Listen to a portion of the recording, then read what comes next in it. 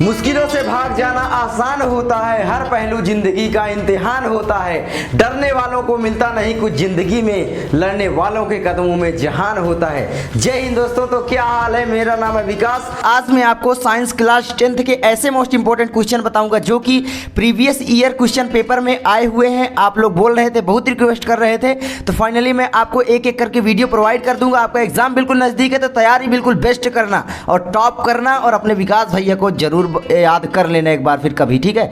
देखो यहाँ पर सबसे पहले प्रश्न है कि श्वसन तथा दहन में कोई चार अंतर लिखिए। ये क्वेश्चन पेपर में आपका प्रश्न आया हुआ था प्रीवियस ईयर, ठीक है, ये आपको ध्यान रखना है।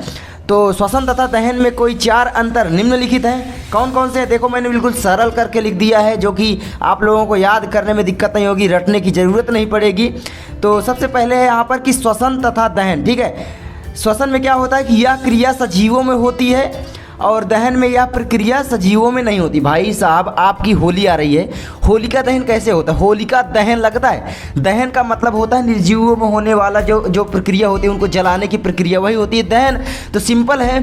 और श्वसन हमारे ऊपर होती है, आप जानते हो हम श्वसन से ही भोजन बनाते हैं, पौधे भी श्वसन करते हैं, आप जानते हो। और श्वसन करते समय क्या होता है कि शरीर गर्म पड़ जाती है। आप जब देखोगे कभी, जब आप खाना खाओगे तो कुछ देर तक शरीर गर्म पड़ जाती है। क्यों? क्योंकि भोजन का पाचन हो रहा होता है, तो श्वसन हो रहा होता है, ठीक है। तो आपको इस तरीके से याद करना है यार, रटना नहीं है। यह क्रिया सजीवों में होती है, यह प्रक्रिया सजीवों में नहीं होती। आगे बढ़ता हूँ। यह क्रिया सजीवों के ताप लगभग 25 से 30 सेल्सियस पर होती है। मतलब हमारे शरीर का जो ताप होता है, मानव ताप आप बोल लो, 25 से 30 सेल्सियस के लगभग ही होता है, तो इतने में होती है, ठीक है। उसके बाद यह क्रिया बहुत ही उच्च ताप पर होती है। उच्च ताप का मतलब क्या है कि भाई 200 डिग्री सेल्सियस पर होगी, ये ऐसे मतलब बहुत ज़्यादा ताप पर होती है। भाई आग ही तो जलती है, ठीक है। जब आप खाना बनाते हो वो दहन एक प्रकार का, जब लकड़ी जलाते हो वो दहन होता है, ठीक है। तो यही होता है। तो भाई साहब वो उच्च ताप पर नहीं होता है बिल्कुल भाई, जो लकड़ी जलती है वो उच्च ताप पर नहीं जलती है, हैं? बड़े तेज हो रहे हो आजकल। आगे, सभी जीवों में O2 की उपस्थिति में जैविक ऑक्सीकरण की क्रिया को श्वसन कहते हैं। देखो, सभी जीवों में ऑक्सीजन की उपस्थिति में जैविक ऑक्सीकरण की क्रिया को श्वसन कहते हैं। जो जैविक ऑक्सीकरण होता है सभी जीवों में ऑक्सीजन की उपस्थिति में, वही प्रक्रिया जो कहलाती है वो कहलाती है श्वसन। और दहन पदार्थ के जलने की प्रक्रिया को ही दहन कहते हैं। मैंने आपको पहले ही बताया, आपका होलिका दहन आ रहा है। आगे देखो, इनमें कई चरणों में ऊर्जा मुक्त होती है। ऊर्जा कई चरणों में मुक्त होने का मतलब क्या है, मैं आपको बता देता हूँ। ATP के रूप में पहली बात होती है, सॉरी ATP, ठीक, अरे ये क्या बन रहा है यार, ATP, ठीक है। ये ATP का मतलब क्या होता है? Adenosine triphosphate. कभी कभी इसका फुल फॉर्म बहुविकल्पी प्रश्न में पूछ लेता है, तो आपको याद रखना है एडेनोसिन ट्राईफॉस्फेट। इनमें एक चरण में एक साथ ऊर्जा मुक्त हो जाती है। भाई जो लकड़ी जलती है उसमें जितनी भी ऊर्जा लकड़ी में होती है वो एक चरण में जलकर राख हो जाती है। और जो ऊर्जा निकलती है वो किस रूप में निकलती है? वो प्रकाश के रूप में। किसके? प्रकाश के रूप में। भाई लकड़ी जब आप जलाते हो तो प्रकाश ही तो होता है, तो प्रकाश के रूप में ऊर्जा ही होती है। आगे देखो, क्या होगा यदि हम एक पोषी स्तर के सभी जीवों को समाप्त कर दें? सिंपल सी बात है कि एक पोषी स्तर का मतलब क्या है? जैसे एक तो हो गए आपके सजीव, ठीक है, एक हो गए आपके निर्जीव। अब यहाँ पर एक हो गए आपके स्वपोषी, सजीव में आते हैं, जैसे स्वपोषी एक हो गए, ठीक है, स्वपोषी। अब स्वपोषी में क्या आ जाते हैं? पेड़। अब आप थोड़ा सा सोचना कि जब अगर आप पेड़ों को ख़त्म कर दें, मतलब पेड़ को नष्ट कर दें, तो क्या होगा? आप जानते हो, देखिए हमारी पृथ्वी ऐसे बनाई गई है कि एक दूसरे के बिना सब कोई अधूरा है।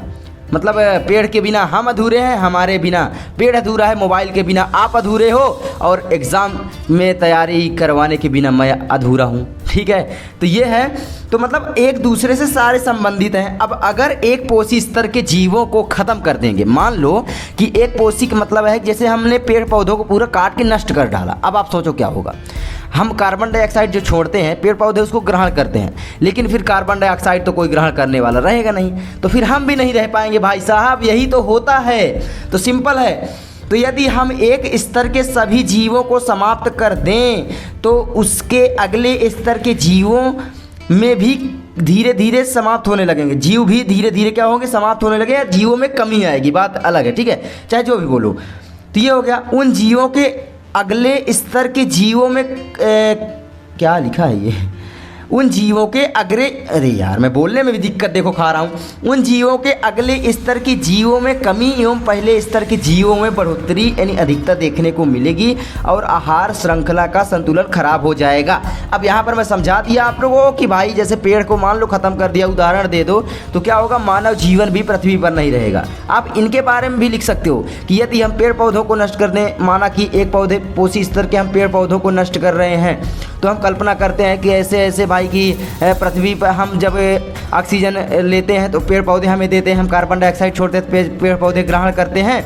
उसके बाद अगर हम पेड़ पौधों को समाप्त कर देंगे तो हमारी कार्बन डाइऑक्साइड को ग्रहण करने वाला नहीं रहेगा और मानव जीवन असंभव हो जाएगा। तो मतलब किसी भी तरीके से बनाकर लिख सकते हो, कोई ज़रूरी नहीं जो मैं बता रहा हूँ वही लिखो, लेकिन उससे रिलेटेड हो, आपको पूरे नंबर मिलेंगे। आप लोग डर जाते हो, डरते रहते हो भैया जो आप बता रहे हो वही लगता है मैं रट लूँ तभी नंबर मिलेंगे, ऐसा नहीं होता। ठीक है, जो क्वेश्चन बैंक में लिखा होता है, बुक में होता है, वैसे नहीं होता। आप कहीं से भी तैयारी कर लो, कहीं से भी आप करो, अच्छे नंबर आपके मिल जाएंगे। ठीक है, एग्जामिनर अगर बना कर लिखते हैं तो एग्जामिनर को पता चल जाएगा कि बच्चे में क्रिएटिविटी है, तो और भी आपको नंबर अच्छे देगा, ये आप ध्यान रखो। और जो रट कर जाते हैं एग्जामिनर को पता चल जाता है। तो आगे बढ़ते हैं, तो आगे है आपका कि भाई ओजोन परत की क्षति हमारे लिए चिंता का विषय क्यों है। ओजोन परत जो होती है, आप जानते हो हमारे पृथ्वी के ऊपर एक ओजोन गैस की परत पाई जाती है। किसकी? Ozone gas. ओजोन गैस क्या करती है कि भाई साहब सूरज से कौन सी किरणें आती हैं? पराबैंगनी किरणें। पराबैंगनी किरणें आती हैं, उनसे हमारी क्या करती है? रक्षा करती है। ये आप लोग को ध्यान रखना है। तो यहाँ पर क्या मैंने लिखा है देखो अपनी भाषा में, आप चाहो तो कुछ भी लिख सकते हो, बदलाव कर सकते हो, कोई दिक्कत नहीं। ओजोन परत की क्षति हमारे लिए अत्यंत चिंता का विषय है। अगर आप पॉइंट टू पॉइंट आंसर लिखेंगे तो एग्जामिनर और भी अच्छे नंबर आपको देगा। यहाँ पर मुझे लाइन छोड़ देनी चाहिए थी, नहीं छोड़ा, ठीक है। ओजोन परत सूरज से आने वाली पराबैंगनी विकिरणों से पृथ्वी की सुरक्षा करती है। पृथ्वी की सुरक्षा का मतलब है कि हमारी सुरक्षा, सिंपल। अगर पृथ्वी सुरक्षित रहेगी तो हम लोग सुरक्षित रहेंगे, पेड़ पौधे सुरक्षित रहेंगे, वरना कौन यहाँ पर सुरक्षित रहेगा? आप ही सोचो। तो भाई साहब ओजोन परत से आने, ओजोन परत क्या करती है? जो सूरज से पराबैंगनी किरणें आती हैं उन किरणों को क्या करती है? रिड्यूस कर देती है, मतलब वापस भेज देती है, या उन किरणों को पृथ्वी तक नहीं आने देती, या बहुत कम मात्रा में आने देती है।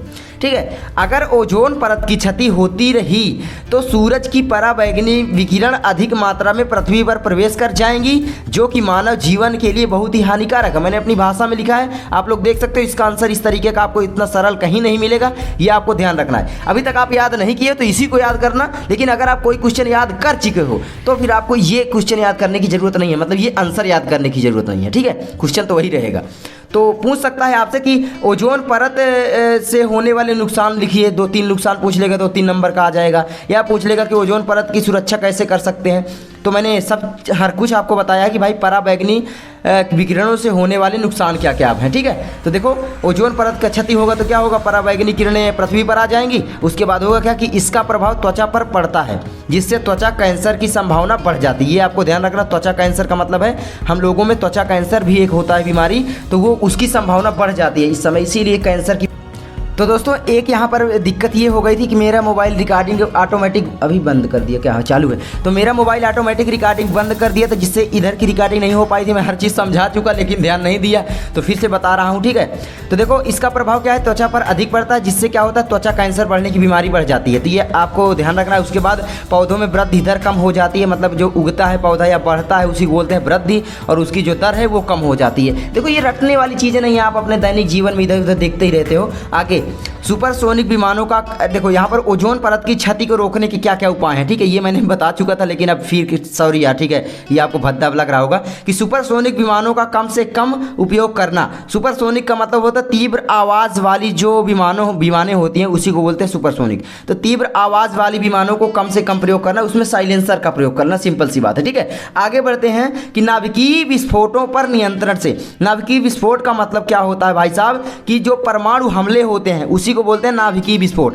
जो परमाणु बम बनाया गया है वो नाभिकीय विखंडन पर ही आधारित है। मतलब जो नाभिकों का विखंडन होता है, विखंडन का मतलब जब नाभिक टूटता है, नाभिक में बहुत सारे परमाणु होते हैं और जो टूटते हैं तो इधर उधर फैल जाते हैं, और जो पराबैंगनी किरणें होती हैं उसके अंदर वो चारों तरफ पृथ्वी के फैल जाते हैं। जिस देश में गिरा दिया जाता है, ये समझो कि जहाँ पर गिराया जाता है वहाँ पर तो नुकसान करता ही है, अपितु पूरे देश में नुकसान करता है। मतलब जो उसकी किरणें निकलेंगी भाई साहब, वो मतलब कहाँ कहाँ पर नुकसान करेगी, आप ही सोचो।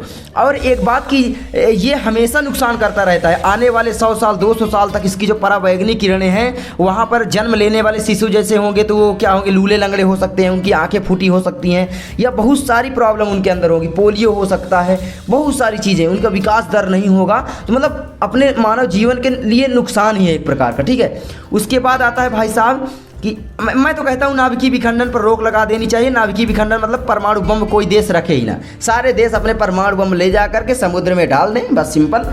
ये सब मानव जीवन के नष्ट के लिए ही बनाए गए हैं, इससे कोई फ़ायदा नहीं होने वाला भाई। एक देश मान लो हम हैं, हमारे पास परमाणु बम है, हम दूसरे देश को, पाकिस्तान को धमकी दे रहे हैं, पाकिस्तान हमको दे रहा है। कभी मान लो नेता वगैरह गुस्सा हुए, हम पाकिस्तान के ऊपर बम मार देंगे, पाकिस्तान हमारे ऊपर भी मार देगा।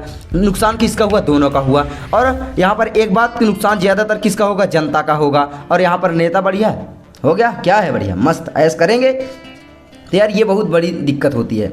आगे देखो, क्लोरोफ्लोरोकार्बन जैसे ईंधनों का कम प्रयोग करके, तो क्लोरोफ्लोरोकार्बनों का ईंधन जो है वो कम प्रयोग करेंगे। क्लोरोफ्लोरो का मतलब है जिसमें क्लोरीन गैस अधिक मात्रा में पाई जाती है। क्लोरीन गैस करती क्या है कि जो ओजोन परत होती है उसका अगर एक भाग ओजोन, अगर क्लोरीन का एक भाग चला जाएगा तो ओजोन का जो है 100 भाग नष्ट होगा। कितना? 100 भाग, मतलब समझ रहे हो, क्लोरीन का एक परमाणु ओजोन परत के 100 परमाणुओं का हनन करता है, नष्ट करता है। ये आपको ध्यान रखना है, 100 भाग को आप समझो, ठीक है। 1 किलो क्लोरीन 100 किलो इसकी ओजोन परत को नष्ट करेगी, नहीं ओजोन गैस को, ये आप समझ लो। तो ये आपको ध्यान रखना है, ठीक है। तो क्लोरोफ्लोरोकार्बन जैसे ईंधनों का कम प्रयोग करके, आई होप आप लोग इसको समझ गए होंगे। मैं एक बात बताऊं, किसी भी देश में जब युद्ध होता है आप देखोगे तो उसमें क्या होता है कि जनता का ही नुकसान होता है। किसका होता है? जनता का। क्यों? क्योंकि जो नेता वगैरह वहाँ के होते हैं वो नहीं मारे जाते, बल्कि सैनिक मारे जाते हैं। सैनिक किसके घर से गए? जनता के घर से। क्यों नेताओं के बच्चे सैनिक नहीं बनते हैं? तो ये सारी चीज़ों पर हमें ध्यान देना चाहिए, जो कि अब मैं क्या बताऊं। चलो मैं मिलता हूं आपसे अगली वीडियो में। तो इसको आप तैयार कर लो, बोर्ड एग्जाम में जाकर फोड़ दो, आग मचा दो, आग लगा दो, कहर मचा देना है बोर्ड एग्जाम में। और हाँ, जब टॉप कर देना तो भाई साहब एक बार मेंशन कर देना, हमको भी अच्छा लगेगा, आप लोगों के लिए इतना मेहनत कर रहे हैं। तो मैं मिलता हूं आपसे जल्दी ही अगली वीडियो में, तब तक के लिए पढ़ाई करते रहो। All the very best. I hope आपको पसंद आया होगा। तो मतलब इनकी मेन चीज़ें आप लोग इसमें से याद कर लो और अपने से बनाने की कोशिश करो। बाकी डिस्क्रिप्शन में इस पेज का लिंक है, मिल जाएगा, तो उसको डाउनलोड करो और आराम से पढ़ाई करो। सब कुछ मैं फ्री में दे रहा हूं। तो आपका भी फर्ज बनता है भाई साहब की वीडियो को कर दो लाइक, और चैनल पर नए हो तो भाई साहब कर दो सब्सक्राइब, क्योंकि मैं आपको ऐसे ही वीडियोस अब देता रहूंगा। और बोर्ड एग्जाम में अगर न फोड़ा ना तो बताना।